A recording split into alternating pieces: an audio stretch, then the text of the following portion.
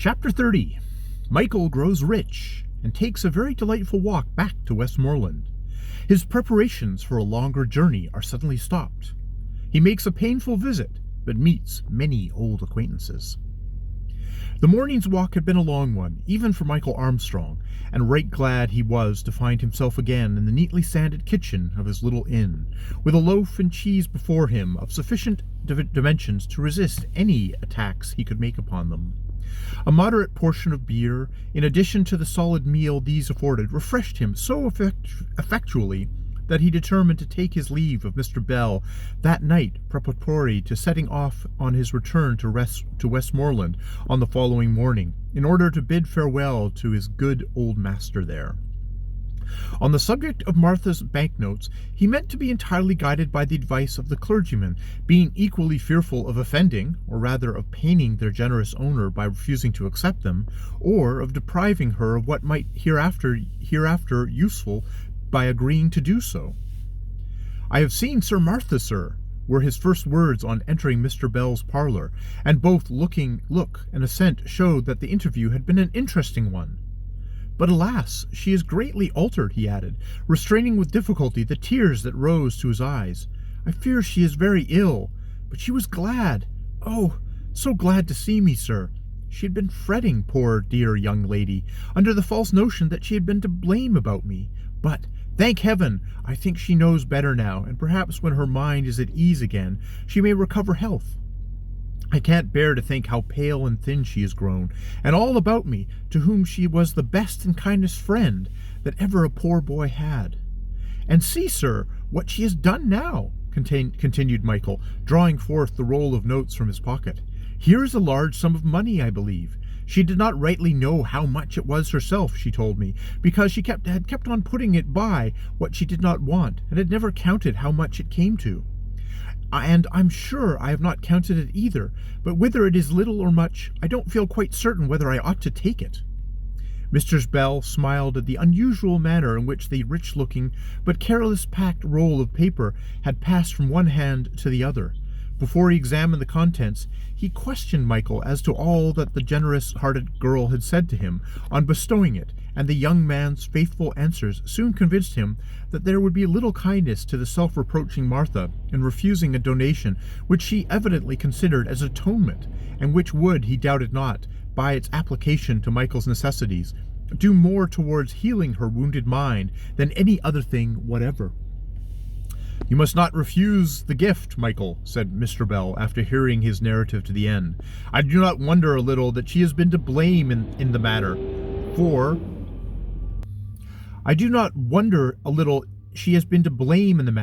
at her having suffered greatly for all that she innocently made you suffer, nor am I at all surprised, since it was in her power to do so, that she should wish to make you this atonement. It comes at a lucky moment, my dear boy, for not only will it enable you to present yourself before Miss Brotherton without throwing yourself, as you said yesterday, upon her charity, but I suspect it may go far in assisting your hopes of entering into some business which may enable you to support yourself." Mr. Bell then opened the bundle of notes, and found that they amounted to rather more than £500, a sum which, to Mchl, appearing so enormous that he uttered something like a remonstrative against the opinion which advised him appropriating the whole. "Did you not tell me, sir," he said, "that Sir Matthew Dowling's affairs were not considered to be in so flourishing a state as they had been? And may not this money be wanted by Miss Martha in case he should really become involved in difficulties?" "I think there is no danger of her wanting it, Mchl," returned Mr. Bell. Let what will happen. I have no doubt that Sir Matthew will be able to secure sufficient from the relics of his enormous wealth to maintain his family in easy circumstances. A sum like this, my dear boy, is but a drop in such an ocean." Mchl resisted no longer, and this point being settled, his plan of operations was soon arranged. In deference to Martha's fears for his safety, he decided not to visit his good friend Richard Smithson at Milford, Mr. Bell undertaking to settle the matter of the loan, and moreover to convey to the kind-hearted man the assurances of Mchl's well-doing, of his gratitude and hearty good wishes. The letter from the travellers, which was to settle the happy Mchl's road, would probably arrive within a week or two, and Mr. Bell recommended that, having paid his farewell visit to Westmoreland, he should return to Fairley, and there equip himself in such manner as would be suitable for presenting himself before Miss Brotherington. Mr. Bell agreed to take the custody of his treasure till his return, and with his bundle again on his shoulders and £5 in his pocket, Mchl set off to walk over the fells and moors he had to traverse, with a lightness of spirit that seemed to strew the desert with flowers, and made every blast that blew upon him as soft and sweet as the gales of Araby. It was not the least, perhaps, of his pleasures as he strode sturdily along, to compare his present walk with that which had conducted him from the deep valley to Ashley 4 years before.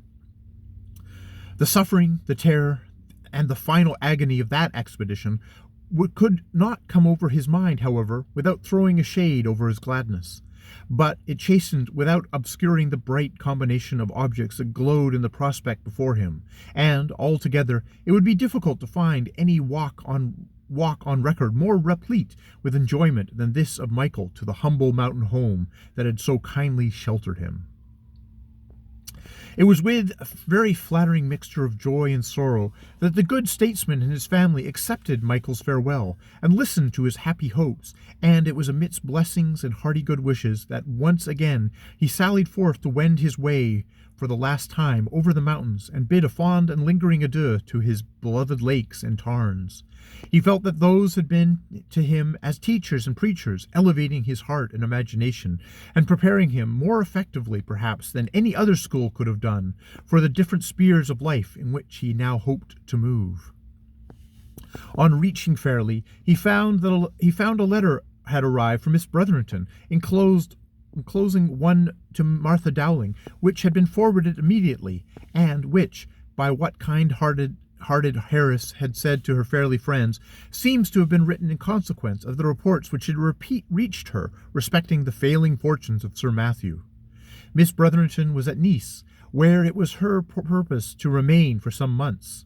To Nice, then, the thrice happy Mchl prepared to go. A respectable wardrobe and all other necessary equipment were easily procured in the neighbourhood, his place to London taken, and all things ready for his setting off, save that he still expected an answer to a very cautiously worded epistle which he had ventured to address to Martha, informing her that he was setting off for Nice, and that any letter or message she might wish to convey to Miss Brotherington should be carefully delivered by her faithful humble servant, M.A. Mchl was at breakfast with his kind and hospitable friends, when a lad, bearing great marks of hasty travelling in his appearance, made his way into the room, and with a look that seemed to prophesy eventful tidings, if he were but asked for them, delivered a letter to Mr. Bell. This proved, however, to be only a blank cover, enclosing one to Mchl, which was handed to him, while the eyes of his host and hostess fixed themselves with some anxiety on his face. Mchl tore open the dispatch and changed colour as he read it. Then, giving an intelligible glance at the messenger, who ceased not to wipe his forehead with one arm, while he held his hat squeezed to his side with the other, he said, "I should like to speak to you about this, Mr. Bell." "Go into the kitchen, my lad," said the clergyman, "and get some breakfast. You shall know when the answer is ready." Though evidently disappointed at being thus dismissed unquestioned, the boy consoled himself with the hope of a kitchen audience, and making his reverence, retired. "What in the world have you got there, Mchl?" demanded Mr. Bell. "Not good news, I'm afraid." "No, indeed, sir," replied Mchl. "Very far from it. It is from Miss Martha Dowling, who seems to be in great distress." "Read it to us, my good fellow, will you, if there is no reason to the contrary?" "What is written here, sir, cannot long be a secret from anybody. This is what she says. Dear Mchl, pray come to me at Dowling Lodge directly. There is no longer any danger to be feared for my poor dear father, for he is very, very ill, and I think you can be useful to me, which I am sure you will be if you can. Alas, Mchl, you will witness a dreadful scene. My poor father has kept everything secret to the very last, meaning, I am sure, to prepare his family for it as well as he could. I could not think what it made him send all my sisters away to Arabelle and Harriet. The two little ones, indeed, as well as the 3 youngest boys, are all at school, so I am the only child he has left with him, my elder brothers being all away in their different professions. I tell you all this now, Mchl, because I shall, I suppose, have no time to say anything but on necessary business when you come here. Do not delay. I am sure you can be useful to me. In great sorrow, your friend, I, Martha Dowling. Poor girl, this is sad indeed, cried Mr. Bell. I imagine that she does not explain herself, that her father's affairs are fallen into confusion. Yet I cannot guess what you can do for her. However, you must go immediately, of course, and you had better hire a chaise, for that no time may be lost.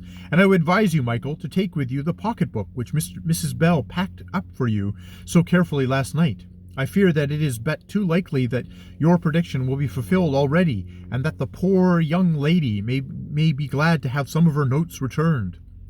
Thank God that I was not gone, replied Michael fervently. It will be the greatest pleasure of my life if I can be useful to her. Little time was lost in setting off, and certainly much before his arrival had been hoped for by Martha. Michael, who left his post-chaise at the public house near the lodge, was walking towards the mansion by the same path in which he had so lately parted from her. On entering the kitchen, the scene which met his eyes explained at the very first glance the nature of the business carrying on upon the premises. A number of men were standing about, some few occupied in sticking slips of paper inscribed "Lot Number" upon the variety of articles which appeared to have been collected there for the purpose. Others, with black canvas aprons and paper caps, were coming and going with no very apparent purpose, while another set, with cold meat and beer flagons before them, sat round a small table at a corner, discoursing upon themes which appeared to occasion them much merriment. But amongst all these there was not one that looked like a servant of the house, and taking advantage of the confusion which seemed to license the freedom, he walked on without speaking to any of them, and determining to trust his memory for finding the small morning parlour which used to contain all poor Martha's little literary personalities, and in which all his readings and writing lessons had been received. Neither his recollection nor his conjecture deceived him. He found the apartment he sought, and on opening the door discovered Martha sitting there, but she was not, as he had hoped to find her, alone. On a sofa placed opposite the window sat a figure, bolt upright in the middle of it, with a sofa table before her entirely covered with trinkets, delicate Sevres china, miniature bronzes, and other valuable knickknacks. A quantity of cotton wool lay on the sofa beside her, and her long, lean fingers were actively employed in selecting the most precious articles, enveloping them in the wool, and then cramming them into a large basket that stood before her, sometimes selecting one, either smaller or more precious than the rest, and thrusting it into her pocket or up her sleeve. A large Indian screen was spread before the door, which induced Michael, on hearing a voice that certainly was not that of his friend Martha, to remain unseen long enough to decide whether his entrance would be likely to occasion her any embarrassment. I will tell you, Martha, that you talk like a fool, and that is what you always were, and always will be, said the upright lady in a shrill voice, but in a tone that she was endeavouring to reduce to a whisper. What right can any one of these horrid dirty fellows have with what is mine, I should like to know? I am not going to be made bankrupt or sent to jail or have my property seized because your abominable, wicked, low-born, brutal, treacherous, false father has been found out and is going to be treated as he deserves. As for you and all the rest of your family, there's nothing to be said or done, I suppose, but to submit, and just what you do can get, and just do what you can to get your bread. With any such blood as you have got in your veins, there will be no great harm done if you were all to go out as housemaids and footmen. The thing happens among low people continually, if the father gets into distress. But I should like to know who has ever heard of a woman of quality, the daughter of an earl, being treated in the same sort of unceremonious way. But indeed, Lady Clarissa, it will be a great deal worse for my father if he has found out that his wife has endeavoured to secrete property, said Martha. His wife, indeed. Pretty soft of a husband he has made me, hasn't he? Having my noble arms painted on his paltry carriages and engraven on his plate, not a single ounce of which had been 20 years in his possession, and then, vulgar wretch, insisting upon seeing my housekeeper's account for fear I should save anything out of the money he allowed me. Pitiful, cheating, brutal, manufacturing savage! But thank heavens, my slavery is at an end. Tomorrow will see me a good many miles on my way to Scotland. The monster The monsters say I may take my clothes and my money, and my clothes and my money I will take. I promise you, Miss Martha. So I would really advise you to go and collect your own things, and see them put together decently. You may be able to sell some of them, perhaps, which might be very useful, and that would be spending your time much more profitably and decently too, than sitting there lecturing me upon what I may and what I may not take. I shall take everything that belongs to me, and there's an end of that, and I wish to my heart that you would just go away and leave me in peace. I did not know, Lady Clarissa, that my father would suffer for it, said Martha, rising. I would not have troubled you with my remonstrances, but I am certain that you are now occupied in abstracting things that of right belong to my forefather's creditors, and if it is discovered, it may be the means of their refusing his certificate, and he may be thrown into jail for life. And where could he be better, Miss Martha? I am sure I don't know. My belief is that he is mad, or going to be mad. I don't see but a jail is as comfortable as a madhouse, and as it must be a great deal cheaper, it will suit his circumstances a great deal better. I wish you would go, child, and see if there is such a thing in the house as a basin of soup for my luncheon. I may ring and ring, but there is not a creature that will answer the bell now. Martha made no reply, but she rose from her chair, and Michael stepped back into the passage, that she might not meet him within hearing of her selfish stepmother. You are come, then, exclaimed the poor girl, on catching sight of him. This is very kind of you, Michael. If you will walk this way with me, there is nobody in the great drawing-room now. I will explain my reason for sending for you. Michael followed her to the well-remembered drawing-room, which had so often witnessed the display of Sir Matthew's munificent charity, by showing him off to all the neighbourhood. The recollection was very hateful to him, yet the right-hearted lad felt a pang as he accompanied his benefactress into this greatly altered scene of former splendour. The whole house was under preparation for sale by auction, and nothing could exceed the speaking state of gilded desolation which this fine room exhibited. Never mind the confusion, Michael. Just step over these curtains. We can sit down up in that corner of the room. Take care of the mirrors, my dear boy. Surely they have thrown these costly things about more heedlessly than was necessary, said poor Martha. She led the way rather over than through the scattered mass of splendid furniture which the room was strewn. It is strange, Michael, she resumed, as soon as they had seated themselves in a clear space of 6 feet wide, where 2 chairs were standing near one of the windows. It is strange, most strange, that you should be the only person that I could think of to assist my poor father in his misery. You who have suffered so severely from his displeasure.